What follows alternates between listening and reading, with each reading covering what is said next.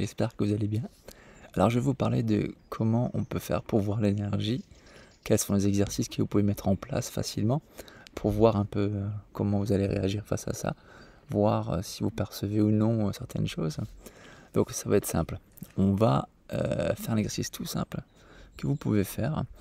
Et il est même démontré en fait dans le film de La prophétie des Andes, que c'est un exercice qui fonctionne très bien et qui est facile à faire.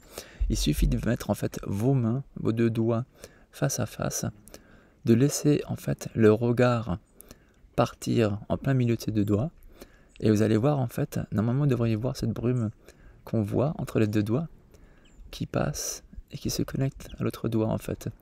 Là je la vois, elle est un peu brumeuse, or, jaune, et vous pouvez peut-être percevoir un peu différemment les choses, hein. Vous pouvez peut-être voir du bleu, du blanc, enfin ça dépendra de ce que vous avez un peu comme énergie autour des mains.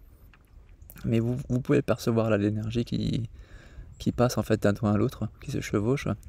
Ça c'est un exercice assez simple à faire. Vous le faites dans des conditions calmes, apaisées, de préférence sur un fond qui est peut-être neutre. Là je le fais devant l'écran, mais comme je vois déjà l'énergie, c'est pas un souci. Mais au début, quand j'avais commencé cet exercice, j'avais pris un fond qui était neutre, un peu même grisé si vous voulez, dans un peu gris clair. Ça permet en fait de mieux voir l'énergie au début quand vous commencez. Et vous pouvez aussi faire cet exercice-là en posant votre main en fait simplement contre un mur, qui est un peu aussi grisé ou blanc, ça peut aussi le faire, mais ça vous permet en fait d'avoir une marque énergétique qui va se déposer sur votre mur, parce qu'en fait tout ce que vous touchez, tout ce que vous faites laisse forcément une empreinte énergétique là où vous passez. Et cette empreinte énergétique, vous pouvez encore l'avoir quelques secondes si vous êtes attentif à ça. Donc ce qui se passe, c'est que vous pouvez par exemple mettre votre main sur ce mur, tamiser un peu la lumière, que ce soit ni trop éclairé ni pas assez. Ça va vous permettre de faciliter la perception des choses. Et vous posez simplement votre main sur le mur en observant un point, pas forcément le contour de la main, mais un point au milieu de votre main par exemple, afin d'avoir une vision globale en fait de la main. Et vous attendez quelques secondes, le temps que l'énergie s'imprègne bien. Et au bout de quelques secondes, dès que vous sentez que votre regard commence à partir, qui floute un peu d'une certaine manière, en fait vous allez déplacer votre main progressivement et vous verrez, il y a une brume qui reste à l'endroit où vous avez posé votre main. En fait c'est l'énergie que vous avez déposée d'une certaine manière à cet endroit-là et qui s'en va après par la suite. Elle suit en fait, l'énergie suit votre main, mais il y a une empreinte résiduelle énergétique qui reste. Donc en fait ça vous permet de voir un peu l'énergie facilement comme ça. Après vous avez une autre solution aussi qui est d'observer une personne, un peu plus compliquée, et de d'étendre le regard, de focaliser par exemple la vue à ce niveau-là, sans forcément tout de suite regarder au niveau du corps, mais plus dans un champ perdu.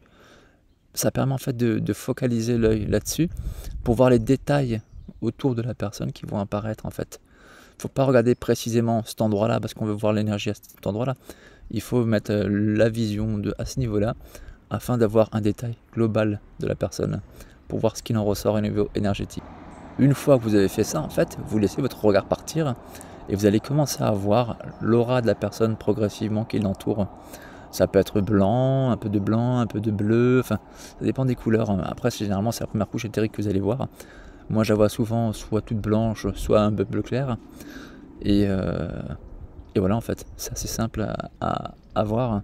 Enfin, assez simple à voir. C'est une façon de le dire, c'est assez simple. Au début, ça venait pas forcément naturellement. Hein. Je me suis un peu exercé comme ça en regardant. Après, ce qui est aussi important, c'est qu'il ne faut pas insister sur le fait que si vous ne voyez pas tout de suite, ne vous dites pas que vous ne voyez pas et que vous n'allez jamais voir. C'est pas possible en fait. On a tous ces facultés-là pour voir. Sauf qu'on est plus parfois entravé par d'autres choses, ce qui fait que vous ne croyez pas pouvoir voir, du coup vous ne le verrez pas. C'est un peu l'effet paradoxal de tout ça.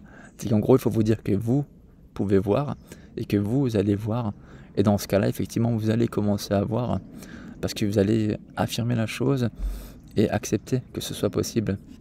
Donc il faut juste laisser le temps de travailler dans ce côté-là un peu psychologique et mental pour que ça se mette en place si vous ne percevez pas tout de suite l'énergie.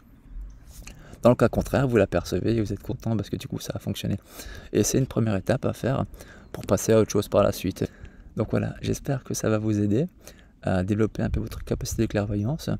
Et en fonction de ça, après, vous pouvez aller beaucoup plus loin et faire d'autres exercices et développer votre clairvoyance pour d'autres choses qui peuvent vous intéresser. J'espère que ça vous aura bien aidé et je vous souhaite une bonne journée. Au revoir.